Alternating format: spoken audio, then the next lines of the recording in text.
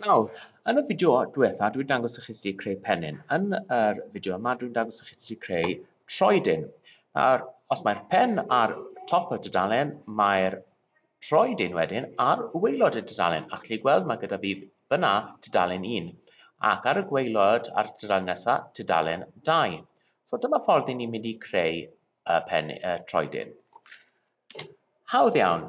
Fi'n clicio ar waelod tudalen ar y footer, troedyn, a wedyn dwi'n mynd lan i'r help fan hyn yn Google Docs, a na i fi'n mynd i wneud yw page number.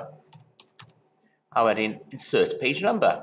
A mae'n rhoi y troedyn mewn, rhif tudalen mewn yn automatic fi. A beth dwi'n mynd i wneud, just typio mewn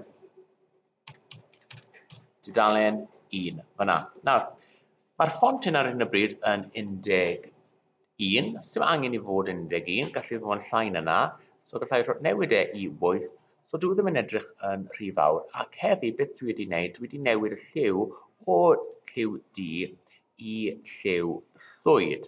Achos dwi ddim yn bwysig iawn. Mae pawb yn gallu gweld beth yw e, ond dwi ddim yn mynd i ymharu ar y gwaith o gwbl. So nawr dwi'n symud lawr i tudalen 2. Chi'n gweld? Mae'r tudalen 2 gyda fi fyna. Dyna ffordd chi'n creu troedyn gyda rhif tudalen.